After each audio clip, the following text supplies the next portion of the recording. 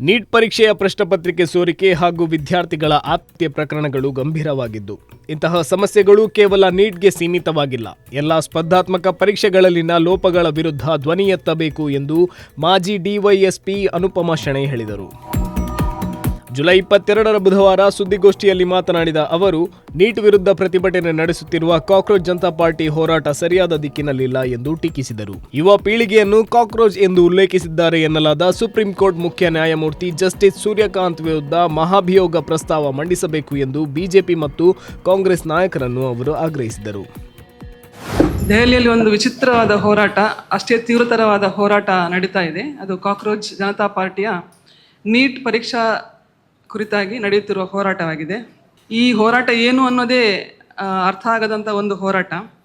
ಈ ಹೋರಾಟದ ರೂಪುರೇಷೆ, ಅದು ಪ್ರಾರಂಭವಾದ ರೀತಿಯನ್ನು ನೋಡಿದರೆ ಎತ್ತಿಗೆ ಜ್ವರ ಬಂದರೆ ಕೋಣಕ್ಕೆ ಬರೆಯನ್ನು ಹಾಕಿದ ಹಾಗೆ ಕಾಣಿಸ್ತಾ ಇದೆ. ಒಂದು ಇಡೀ ಪೀಳಿಗೆಯನ್ನು, ಜನಾಂಗವನ್ನು, ಯುವಜನತೆಯನ್ನು, ಜೆನ್ಜಿಯನ್ನು ಕಾಕ್ರೋಚ್ ಅಂತ ಕರೆದಿದ್ದು CJI ಜಸ್ಟಿಸ್ ಸೂರ್ಯಕಾಂತ್ ಅವರು. ಬಟ್ ಇವತ್ತು ಕಾಕ್ರೋಚ್ ಜನತಾ ಪಾರ್ಟಿ ಅಂತ ಹೇಳಿ ಸ್ಥಾಪನೆಯಾಗಿ ಬೈತಾ ಇರೋದು ಆಡಳಿತವನ್ನು. ಬೈಬಾರ್ದು ಅಂತ ಹೇಳಲ್ಲ, ಆದರೆ ಹೋರಾಟಕ್ಕೆ ಒಂದು ಸರಿಯಾದ ದಿಕ್ಕುದೇಶ ಇರಬೇಕಲ್ಲ. ಸೊ ಕಾಕ್ರೋಚ್ ಅಂತ ಕರೆದಿದ್ದು ಸಹ ತಪ್ಪೆ. ಒಂದು ಉನ್ನತ ನ್ಯಾಯಾಧಿಕರಣದ ಹುದ್ದೆಯಲ್ಲಿ ಕೂತ್ಕೊಂಡ್ಬಿಟ್ಟು ನಾಲಿಗೆಯನ್ನು ಹರಿಯ ಬಿಡೋದು ಸಹ ತಪ್ಪೆ. ಇದು ಕೇವಲ ಯುವಜನತೆಯನ್ನು ಅವಮಾನ ಮಾಡೋದು ಮಾತ್ರ ಅಲ್ಲ. ನಾನು ಪೊಲೀಸ್ ಡಿಪಾರ್ಟ್ಮೆಂಟಲ್ಲಿ ಕೆಲಸ ಮಾಡಿದವಳು, ನಂತರ ವಕೀಲಳಾಗಿ ಸಹ ಎನ್ರೋಲ್ ಆದವಳು. ಪೊಲೀಸರು ಸಹ ಅದೇ ರೀತಿ ವಕೀಲರು ಸಹ ಜಡ್ಜ್ಗಳ ಮುಂದೆ ನಿಂತಾಗ ಕೆಟ್ಟ ಕೆಟ್ಟ ಭಾಷೆಗಳಿಂದ ಅವರನ್ನು ಬೈತಾರೆ. ಅದು ಸರಿಯಲ್ಲ. ಇವತ್ತು CJI ಅವರು ಹೇಳಿದ ಕಾಕ್ರೋಚ್ ಎಂಬ ಪದ ರಾಷ್ಟ್ರ ಮಟ್ಟದಲ್ಲಿ ಕಾನೂನು ಮತ್ತು ಸುವ್ಯವಸ್ಥೆಗೆ ಧಕ್ಕೆ ತರುವಂತಹ ಸ್ಥಿತಿಯನ್ನು ತಲುಪಿದೆ. ಇಂಥದಕ್ಕೆ ಬ್ರೇಕ್ ಹಾಕ್ಲಿಕ್ಕೆ ಯಾವುದೇ ದಾರಿ ಇಲ್ವೇ? ಇಂಪೀಚ್ಮೆಂಟ್ ಅಂತ ಒಂದಿದೆ. CJIಯನ್ನು ಇಂಪೀಚ್ ಮಾಡೋದಕ್ಕೆ ಒಂದು ಮೋಷನ್ ಅನ್ನ ಲೋಕಸಭೆಯಲ್ಲಿ ಮಂಡನೆ ಮಾಡಬೇಕಾದ ಅವಶ್ಯಕತೆ ಇದೆ ಅಂತ ನಾನು ಈ ಪತ್ರಿಕಾಗೋಷ್ಠಿಯ ಮೂಲಕ ಹೇಳಲು ಬಯಸ್ತೇನೆ. ನಮ್ಮ ಹೈಕೋರ್ಟ್ ಅಲ್ಲಿಯೇ ರೀಸೆಂಟ್ಲಿ ಒಬ್ರು ಜಡ್ಜ್ 2 ದನ ಕಳ್ಳತನ ಆದ ವಿಚಾರವಾಗಿ ಮಾತನಾಡ್ತಾ ಅವ್ರು ಹೇಳ್ತಾರೆ, ದನಗಳನ್ನು ಹಿಡಿಬೇಡಿ, ನೀವು ಬೇರೆ ಕಳ್ಳರನ್ನು ಹಿಡಿಯಿರಿ ಅಂತ ಹೇಳ್ತಾ ಇದ್ದಾರೆ. ಭಾರತ ಒಂದು ವ್ಯವಸಾಯ ಮತ್ತು ರೈತರ ಸಂಖ್ಯೆ ಜಾಸ್ತಿ ಇರುವಂಥ ದೇಶ. ಇಲ್ಲಿ ಒಂದೊಂದು ದನಕ್ಕೆ ಇರುವ ಕಾಸ್ಟ್ ಇದೆಯಲ್ಲ, 50,000 60,000 ದನಗಳು ಇರ್ತವೆ. ಆ ರೀತಿ ಕದ್ದುಕೊಂಡು ಹೋದರೆ ಅದಕ್ಕೆ ಬೆಲೆ ಇಲ್ಲ ಅಂದರೆ ಅರ್ಥ ಏನು? ಅದನ್ನು ಹಿಡಿಯುವ ಪೊಲೀಸರು ಉತ್ತರ ಕರ್ನಾಟಕದಲ್ಲಂತೂ ಹಂದಿಗಳರನ್ನು ಸಮೇತ ಪೊಲೀಸರು ಹಿಡಿತಾರೆ, ಕುರಿಗಳರನ್ನು ಹಿಡಿತಾರೆ. ಅಂಥದ್ರಲ್ಲಿ ದನಗಳರನ್ನು ಹಿಡಿದಾಗ ಅದಕ್ಕೆ ಒಂದು ಅವಮಾನ ಪಡಿಸುವ ಉದ್ದೇಶ ಏನು? ಕಾಂಗ್ರೆಸ್ ಪಕ್ಷದ ಆಡಳಿತ ಸಂದರ್ಭದಲ್ಲಿ ಅಪಾಯಿಂಟ್ ಆದ ಜಡ್ಜ್ಗಳು ಸಹ ಮಾತನಾಡುವ ರೀತಿ ಇದು ಕೆಲವೊಂದ್ಸಲ.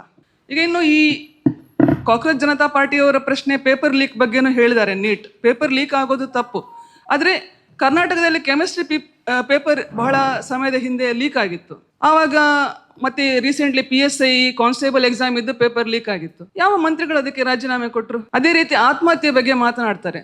PUC ಮತ್ತೆ SSLC ಪರೀಕ್ಷೆ ರಿಸಲ್ಟ್ ಬಂದ ಕೂಡಲೇ ಕ್ಯೂ ಆತ್ಮಹತ್ಯದ್ದು ಮಕ್ಕಳದ್ದು. ಯಾರು ಇದು ಮಾಡಿದ್ದಾರೆ? ಅದನ್ನು ಅಟೆಂಡ್ ಮಾಡಿದ್ದಾರೆ. ಆ ಮಕ್ಕಳಿಗೆ PUC ಮತ್ತೆ SSLC ಎಕ್ಸಾಮ್ ಎಲ್ಲರ ಜೀವನದಲ್ಲಿ ಕಂಪಲ್ಸರಿ. ಅದನ್ನ ಪಾಸ್ ಆಗದೆ ಮುಂದೆ ಯಾವುದೇ ಕೋರ್ಸ್ಗಳಿಗೆ ಹೋಗ್ಲಿಕ್ಕೆ ಆಗೋದಿಲ್ಲ. ಅದನ್ನ ಯಾರು ಅಟೆಂಡೇ ಮಾಡಿಲ್ಲ ಇದುವರೆಗೂ. ಒಂದ್ ವೇಳೆ ನೀಟ್ ಇದ್ದು ಒತ್ತಡವನ್ನು ತಾಳ್ಲಿಕ್ಕೆ ಆಗೋದಿಲ್ಲ ಅಂತ ಹೇಳಿದ್ರೆ ಬೇರೆ ಪರ್ಯಾಯ ಪರೀಕ್ಷೆಗಳಿವೆ. ತಂದೆ ತಾಯಿ ಸಹ ಮಕ್ಕಳನ್ನು ವೈದ್ಯರೇ ಆಗಿ, ಇಂಜಿನಿಯರೇ ಆಗಿ ಅಂತ ಹೇಳಿ ದೂಡು ಸಹ ತಪ್ಪಲ್ವಾ? ಅದನ್ನು ಯಾರು ಅಡ್ರೆಸ್ ಮಾಡ್ತಾ ಇಲ್ಲ. ಮಕ್ಕಳ ಮೇಲೆ ಒತ್ತಡ ಹಾಕಿ ಪರೀಕ್ಷೆ ಬರೆಸುವಂತ ವಿಧಾನವನ್ನು ಸಹ ನಿಲ್ಲಿಸಬೇಕಾದ ಅವಶ್ಯಕತೆ ಇದೆ. ಇನ್ನು ನಾನು ನೀಟ್ ಪರೀಕ್ಷೆಯಲ್ಲಿ ಒತ್ತಡ ಆಗುತ್ತೆ, ಅದೇ ಯಾವುದೇ ಪರೀಕ್ಷೆಯಲ್ಲಿ ಒತ್ತಡ ಆಗುತ್ತೆ ಅನ್ನುವವರಿಗೆಲ್ಲ, ಮತ್ತೆ ಒಂದ್ಸಲ ಫೇಲ್ ಆದೆ, 2 ಸಲ ಫೇಲ್ ಆದೆ ಅಂತ ಹೇಳುವವರಿಗೆಲ್ಲ ನಿಮ್ಗೆ ನಾನು ರಾಹುಲ್ ಗಾಂಧಿ ಅವರ ಉದಾಹರಣೆಯನ್ನೇ ಕೊಡ್ತೇನೆ. ಅವ್ರು ನೋಡಿ, ಸತತವಾಗಿ ಪ್ರಯತ್ನ ಮಾಡ್ತಾ ಇರ್ತಾರೆ ಪ್ರಧಾನಮಂತ್ರಿ ಆಗಕ್ಕೆ. ಸೋತಿದ್ದಾರಾ? ಇಲ್ಲ. 1 ಸಲ ಸೋತ್ರು, 2 ಸಲ ಸೋತ್ರು, ಮತ್ತೆ ಪ್ರಯತ್ನಗಳಲ್ಲಿ ಸೋಲಿಲ್ಲ, ಮಾಡ್ತಾ ಇದ್ದಾರೆ. ನಿಮ್ಗೆ ನೀಟ್ ಎಕ್ಸಾಮ್ ಅಲ್ಲಿ ಸಕ್ಸಸ್ ಸಿಕ್ಕಿಲ್ವಾ? ಮಾಡ್ತಾ ಇರಿ ಪ್ರಯತ್ನ. ಇಲ್ಲ ಅಂದ್ರೆ ಬೇರೆ ಕಡೆ ಹೋಗಿ. ಅದಕ್ಕೆ ನಾನೇ ಉದಾಹರಣೆ ಇದ್ದೇನೆ. 4 ಸಲ UPSC ಪರೀಕ್ಷೆ ಬರದೆ ಪಾಸ್ ಆಗಿಲ್ಲ, ಮತ್ತೆ KPSC ಪರೀಕ್ಷೆ 3 ಸಲ ಬರದೆ ಅದೇ ಎಕ್ಸಾಮ್ ಬೇಕು, ಅದೇ ಹುದ್ದೆ ಬೇಕು ಅಂತೇಳಿ ಕೊನೆಗೆ ಪೊಲೀಸ್ ಇಲಾಖೆಯಲ್ಲಿ ಕೆಲಸ ಸಿಕ್ತು, KSPS ಆಗಿ. ಪರೀಕ್ಷೆಗೆ ಒತ್ತಡ ತಡಲಿಕ್ಕೆ ಆಯ್ತು. ನನಗೆ ಕಾಂಗ್ರೆಸ್ ಪಕ್ಷದವರು ಒತ್ತಡ ತಡಲಿಕ್ಕೆ ಆಗಲಿಲ್ಲ, ಕೆಲಸ ಬಿಟ್ಟೆ. ಜಾನ್ ಬಚಾಯ ಲಾಕೋಪಾಯ, ಬದುಕಿ ಉಳಿದೆ ಅಲ್ವಾ, ಮತ್ತೆ ಏನಾದ್ರೂ ಬೇರೆ ಕೆಲಸ ಮಾಡಿ ಬದುಕಬಹುದು. ಸೊ ಸಾಯಕ್ಕೆ ಹೋಗ್ಬೇಡಿ, ಆತ್ಮಹತ್ಯೆ ಮಾಡ್ಕೊಳ್ಬೇಡಿ ಅಂತ ಹೇಳೋದು. ಇನ್ನು ಈ ಕಾಂಗ್ರೆಸ್ ಪಕ್ಷದವರು ರಾಹುಲ್ ಗಾಂಧಿಗೆ ಮೊದಲು ಜುಬ್ಬಾ ಹಾಕ್ಸಿದ್ರು, ಆ ನಂತರ T-ಶರ್ಟ್ ಹಾಕ್ಸಿದ್ರು, ಆಗ್ಲೂ ಗೆಲ್ಲಿಲ್ಲ. ಈಗ ಮುಂದೆ ನೆಕ್ಸ್ಟ್ ರಾಹುಲ್ ಗಾಂಧಿಗೆ ಪಾಪ ಸೀರೆ ಉಡಿಸಿ ಇದು ಪ್ರಿಯಾಂಕಾ ಗಾಂಧಿ ಅಂತ ಹೇಳಿ ನಿಲ್ಲಿಸ್ತಾರೆ ಚುನಾವಣೆಗೆ. ನಾನು ಹೇಳ್ತೇನೆ ಕಾಂಗ್ರೆಸ್ಸಿಗರಿಗೆ, ನೀವು ಜುಬ್ಬಾ ಹಾಕ್ಸಿ, T-ಶರ್ಟ್ ಹಾಕ್ಸಿ, ಇಲ್ಲ ಸೀರೆ ಉಡಿಸಿ, ರಾಹುಲ್ ಗಾಂಧಿ ಆಗಲಿ ಅವರಿಗೆ ಬೇರೆ ಹೆಸರಿಟ್ಟು ನೀವು ನಿಲ್ಲಿಸಿ. ಕಾಂಗ್ರೆಸ್ ಪಕ್ಷ ಇನ್ಮೇಲೆ ಈ ದೇಶದಲ್ಲಿ ಅಧಿಕಾರಕ್ಕೆ ಬರೋದಿಲ್ಲ. ನೀವು ಬ್ರಿಟಿಷರನ್ನ ಓಡಿಸಿದ ನಂತರ, ವಿದೇಶಿ ಜೀನ್ಸ್ ಬೇಡ ಅಂತೇಳಿ ಓಡಿಸಿದ ನಂತರ, ಈಗ ಈ ಇಟಾಲಿಯನ್ ವಿದೇಶಿ ಜೀನ್ಸ್ ಅನ್ನು ತಂದು ನಿಮ್ಮ ಪಕ್ಷವನ್ನು ಬೆಳೆಸ್ತೀರ ಅಂದ್ರೆ ಹೇಗೆ ಬೆಳೆಯುತ್ತೆ? ಮೊದಲು ನಿಮ್ಮ ಪಕ್ಷದಲ್ಲಿ ಇರುವ ರಾಹುಲ್ ಗಾಂಧಿಗೆ ಬೇರೆ ಬೇರೆ ಡ್ರೆಸ್ ಹಾಕಿಸುವ ಬದಲು ಅದರ ಒಳಗೆ ಇರುವ ಇಟಾಲಿಯನ್ ಜೀನ್ಸ್ ಎಲ್ಲರಿಗೆ ಕಾಣಿಸ್ತದೆ, ಭಾರತೀಯರಿಗೆ ಕಾಣಿಸ್ತದೆ. ಆ ಇಟಾಲಿಯನ್ ಜೀನ್ಸ್ ಅನ್ನು ತೆಗೆದಿಡಿ, ಇಲ್ಲಿ ಕರಾವಳಿಯ ಜನರೇ ಆ ಪಕ್ಷಕ್ಕೆ ದುಡ್ಡು ಹಾಕಿಬಿಟ್ಟು ನಿಮ್ಮ ಪಕ್ಷವನ್ನು ಅಭಿವೃದ್ಧಿಪಡಿಸ್ತಾರೆ. ಪ್ರಿಯಾಂಕ್ ಖರ್ಗೆ ಅವರಿಗೆ ಬಹಳ ತೊಂದರೆ ಇತ್ತು, ಇಲ್ಲಿ ಜೀನ್ಸ್ ಹಾಕಿ ಬರುವವರಿಗೆ ಎಲ್ಲ ಹೊಡಿತಾರೆ ಅಂತೇಳಿ. ಇಟಾಲಿಯನ್ ಜೀನ್ಸ್ ಹಾಕಿದವರನ್ನು ಹೊಡಿತೇವೆ ನಾವು. ನಿಮ್ಮ ಪಕ್ಷ ಅಭಿವೃದ್ಧಿ ಆಗ್ಬೇಕಾ, ಇಟಾಲಿಯನ್ ಜೀನ್ಸ್ ಅನ್ನ ಕೈ ಬಿಡಿ, ಕರಾವಳಿಯವರ ದುಡ್ಡು ಹಾಕಿ ಪಕ್ಷ ಬೆಳೆಸ್ತಾರೆ. ಇನ್ನು ಈ ಜಿರಳೆ ಹೋರಾಟಗಾರರು ಪೊಲೀಸರನ್ನು ಅವಮಾನ ಪಡಿಸುವುದರಲ್ಲಿ ಸಹ ಹಿಂದೆ ಬಿದ್ದಿಲ್ಲ.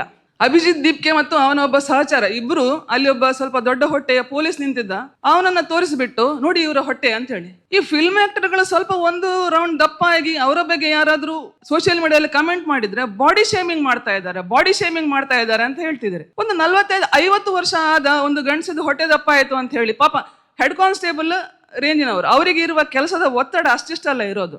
ಯುವಕರು ಇರ್ತಾರೆ, ಸಣ್ಣಗೆ ತೆಳ್ಳಗೆ ಇರುವ ಯುವಕರು ಇರ್ತಾರೆ ಪೊಲೀಸ್ ಡಿಪಾರ್ಟ್ಮೆಂಟ್ ಅಲ್ಲಿ. ಅವರ ತಂದೆಯ ಸಮಾನವಾದ, ತಂದೆಯ ವಯಸ್ಸಿನ ಒಬ್ಬ ವ್ಯಕ್ತಿಯನ್ನ, ಪೊಲೀಸ್ ಆಫೀಸರ್ ಅನ್ನ ನಿಲ್ಲಿಸ್ಬಿಟ್ಟು ಅವನ ಹೊಟ್ಟೆ ಬಗ್ಗೆ ಯಾಕೆ ಮಾತಾಡ್ತೀರಿ ನೀವು? ಅದು ನಿಮ್ಗೆ ಬಾಡಿ ಶೇಮಿಂಗ್ ಅಂತ ಅನ್ಸೋದಿಲ್ವಾ? ಫಿಲ್ಮ್ ಆಕ್ಟರ್ಸ್ ಗಳದ್ದು ಬಾಡಿ ಶೇಮಿಂಗ್ ಬಗ್ಗೆ ಗಂಟೆಗಟ್ಟಲೆ ನೀವು ಆ ಥರ ಬಾಡಿ ಶೇಮಿಂಗ್ ಮಾಡಬಾರ್ದು ಅಂತ ಇದೇ ಜಿರಳೆಗಳು ಉಪನ್ಯಾಸ ನೀಡ್ತವೆ ಸೋಷಿಯಲ್ ಮೀಡಿಯಾದಲ್ಲಿ. ಪೊಲೀಸರ ಬಾಡಿ ಶೇಮಿಂಗ್ ಯಾಕೆ ಮಾಡ್ತೀರಿ ನೀವು? ಅದು ಹೋಗ್ಲಿ, ಅರವಿಂದ್ ಕೇಜ್ರಿವಾಲ್ ಜೈಲಿಗೆ ಹೋಗಿ ಬಂದ ನಂತರ ಅವರ ಹೊಟ್ಟೆ ದಪ್ಪ ಆಗಿದೆಯಲ್ಲ, ಅಭಿಜಿತ್ ದೀಪ್ಗೆ ಅವನನ್ನು ಹೋಗಿ ಚಂದ ಮಾಡಿ ಅಪ್ಪಿಕೊಳ್ತಾನೆ, ಅವರ ಹೊಟ್ಟೆ ಬಗ್ಗೆ ಮಾತಾಡಿ ಅಲ್ಲ. ಅಭಿಜಿತ್ ದೀಪ್ಗೆ ಸ್ವತಃ ಅವನು ಪೊಲೀಸರನ್ನ ಟ್ರೋಲ್ ಮಾಡ್ತಾ ಇದ್ದಾನೆ. ಟ್ರೋಲ್ ಎಂತ ಅಂತ ಹೇಳಿದ್ರೆ, ಅಲ್ಲಿ ಮಳೆ ಬಂದಿರ್ತದೆ, ಈ ಜಿರಳೆಗಳೆಲ್ಲ ಹೋಗಿ ಅದ್ರಲ್ಲಿ ರೇನ್ ಡ್ಯಾನ್ಸ್ ಮಾಡಿರ್ತಾವೆ, ಈ ಪೊಲೀಸರು ಟೆಂಟ್ ಒಳಗೆ ಕೂತಿರ್ತಾರೆ, ಇವನು ಹೋಗಿ ವಿಡಿಯೋ ಮಾಡಿ ಹೇಳೋದು ನೋಡಿ ಅವರ ಶೂಸ್ ಒದ್ದೆ ಆಗಿದೆಯಾ, ಆ ಮಹಿಳಾ ಪೊಲೀಸರ ಸೀರೆ ಒದ್ದೆ ಆಗಿದೆಯಾ ಅಂತ ಹೇಳಿ. ಈ ಜಿರಳೆಗಳಿಗೆ ರೇನ್ ಡ್ಯಾನ್ಸ್ ಮಾಡ್ಬೇಕು ಅನ್ನೋ ಹುಚ್ಚಿ ಇದ್ರೆ ಪೊಲೀಸರು ಏನ್ ಮಾಡ್ಬೇಕು? ಈಗ ಇತ್ತೀಚೆಗೆ ಅಂತೂ ಈ ದೆಹಲಿಯಲ್ಲಿ ಏನಾದ್ರೂ ಹೋರಾಟ ಶುರು ಆಗುತ್ತೆ ಅಂತ ಹೇಳಿದ್ರೆ ಇಲ್ಲಿ ಭಯ ಶುರು ಆಗುತ್ತೆ. ಮೊದಲು ನಮ್ಮ ಕಾಲದಲ್ಲಿ ಮಿಲ್ಲೇನಿಯಲ್ ಜನರೇಷನ್ ಅಲ್ಲಿ ನಾವು ಒಂದು ಹೋರಾಟ ಮಾಡಿದ್ದೆವು, ಅಣ್ಣಾ ಹಜಾರೆ ಅವರ ಭ್ರಷ್ಟಾಚಾರ ನಿರ್ಮೂಲನದ ಹೋರಾಟ, ಭ್ರಷ್ಟಾಚಾರದ ವಿರುದ್ಧದ ಹೋರಾಟ ಅಂತ.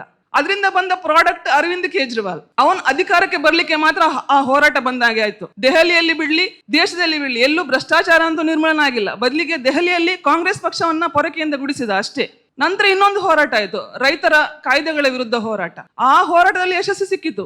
ನಂತರ ಆಗಿದ್ದು ಏನು? ಪಂಜಾಬ್ ಅಲ್ಲಿ ಆಮ್ ಆದ್ಮಿ ಪಾರ್ಟಿ ಅಧಿಕಾರಕ್ಕೆ ಬಂದಿದ್ದು, ಕಾಂಗ್ರೆಸ್ ಹೊರಗೆ ಹೋಗಿದ್ದು. ಈಗ 3ನೇ ಹಂತದ ಹೋರಾಟ, ಅದಕ್ಕೂ ಪ್ರೋತ್ಸಾಹ ಯೋಗೇಂದ್ರ ಯಾದವ್ ಇದ್ದು, ಅರವಿಂದ್ ಕೇಜ್ರಿವಾಲ್ ಇದ್ದೇ ಇದೆ. ಅಂದ್ರೆ ನೆಕ್ಸ್ಟ್ ಇಯರ್ ಗುಜರಾತ್ ಅಲ್ಲಿ ಎಲೆಕ್ಷನ್ ಇದೆ, ಅದಕ್ಕೆ ಟಾರ್ಗೆಟ್ ಇರಬಹುದು ಇದು. ಅಭಿಜಿತ್ ದೀಪ್ಕೆಯನ್ನ ನೋಡಿದ್ರೆ ನಮ್ಗೆ ನಮ್ಮ ಕಾಲದಲ್ಲಿ ಕನ್ಹಯ್ಯ ಕುಮಾರ್ ಇದ್ರು. ಕನ್ಹಯ್ಯ ಕುಮಾರ್ ತುಂಬಾ ಜೋಶಾಗಿ ಮಾತನಾಡ್ತಿದ್ದ ನಾಯಕ, ಅವರ ಭಾಷಣಗಳಲ್ಲಿ ದಮ್ಮಿತ್ತು. ಅಭಿಜಿತ್ ದೀಪ್ಕೆ ಒಂಥರ ಜೋಶ್ಲೆಸ್ ಕನ್ಹಯ್ಯ ಕುಮಾರ್ ತರ. ಕನ್ಹಯ್ಯನಲ್ಲಿದ್ದ ಜೋಶು ಇಲ್ಲ, ಕನ್ಹಯ್ಯನಲ್ಲಿದ್ದ ದಮ್ ಸಹ ಇಲ್ಲ ಅಭಿಜಿತ್ ದೀಪ್ಕೆಗೆ. ಆದ್ರೆ ಈಗ ಕನ್ಹಯ್ಯ ಕುಮಾರ್ ಎಲ್ಲಿದ್ದಾರೆ? ಅವರು ಇಲ್ಲ. ಮುಂದೆ ಅಭಿಜಿತ್ ದೀಪ್ಕೆ ಅಷ್ಟೇ. ಇಷ್ಟೆಲ್ಲ ಅರಾಜಕತೆ, ಕಾನೂನು ಸುವ್ಯವಸ್ಥೆಗೆ ಧಕ್ಕೆ ತರುವಂತ ಘಟನೆಗಳನ್ನು ನಡೆಸಿ ಅಭಿಜಿತ್ ದೀಪ್ಕೆನು ಆರಾಮಾಗಿರ್ತಾರೆ. ಪೊಲೀಸರನ್ನು ಬೈತಾರೆ ಅವರು. ನಾನು ಕೇಳೋದು, ಒಂದು ತಿಂಗಳು ನೀವು ಒಂದು ಹೋರಾಟ ಮಾಡಿದ ನಂತರ ನೀವು ದೊಡ್ಡ ಜನರಾದ್ರಿ, ವರ್ಷಗಟ್ಲೆ ಅಲ್ಲಿ ಆ ದೆಹಲಿಯಲ್ಲಿ ಮಳೆ, ಬಿಸಿಲು, ಚಳಿ, ಇಲ್ಲಿಗಿಂತಲೂ ಹೆಚ್ಚು ಚಳಿ, ಇಲ್ಲಿಗಿಂತಲೂ ಹೆಚ್ಚು ಬಿಸಿಲು ಅಲ್ಲಿರುವಂಥದ್ದು. ಅಲ್ಲಿ ಪೊಲೀಸರು ಪ್ರತಿದಿನ ಹೋರಾಟ ಮಾಡ್ತಾರೆ, ಪ್ರತಿದಿನ ಕೆಲಸ ಮಾಡ್ತಾರೆ. ಅದನ್ನೊಂದು ಶ್ಲಾಘಿಸಿ ಯಾವತ್ತಾದ್ರೂ ನೀವು ಮಾತನಾಡಿದೆಯಾ ಅಭಿಜಿತ್ ದೀಪ್ಕೆ ಅವರು? ಇನ್ನು ಈ ಚಳವಳಿ ನಿರತ ಕಾಕ್ರೋಚ್ಗಳನ್ನ ಈ ಕಾಂಗ್ರೆಸ್ಸಿಗರು ಬೆಂಬಲಿಸ್ತಾ ಇದ್ದಾರೆ. ನಾನು ಕೇಳೋದು ಕಾಂಗ್ರೆಸ್ಸಿಗರಿಗೆ, ನಿಮ್ಮ ಪಕ್ಷ ಈಗ ಉಳಿದಿರೋದು ದಕ್ಷಿಣ ಭಾರತದಲ್ಲಿ, ಕೇರಳದಲ್ಲಿ, ಕರ್ನಾಟಕದಲ್ಲಿ, ತೆಲಂಗಾಣದಲ್ಲಿ ಮತ್ತು ವಿಜಯ್ ಜೊತೆ ಸೇರ್ಕೊಂಡ್ಬಿಟ್ಟು ತಮಿಳುನಾಡಲ್ಲಿ ನೀವಿದ್ದೀರಾ. ನೀಟ್ ಪರೀಕ್ಷೆ ಪ್ರಾರಂಭವಾದ ದಿನಗಳಲ್ಲಿ ಅದನ್ನ ತಮಿಳರೇ ವಿರೋಧಿಸಿದ್ದು, ನಮ್ಗೆ ನೀಟ್ ಬೇಡ ಅಂತ ಹೇಳಿ. ಈಗ ಪೇಪರ್ ಲೀಕ್ ನಿಮ್ಗೆ ಸಮಸ್ಯೆ, ಆತ್ಮಹತ್ಯದ ಮಾತ್ರನ, ಆ ಎಕ್ಸಾಮೇ ಬೇಡ ಅಂತ ಹೇಳಿದ್ದವಲ್ಲ, ಅದೀಗ ಎಲ್ಲಿ ಹೋಯ್ತು?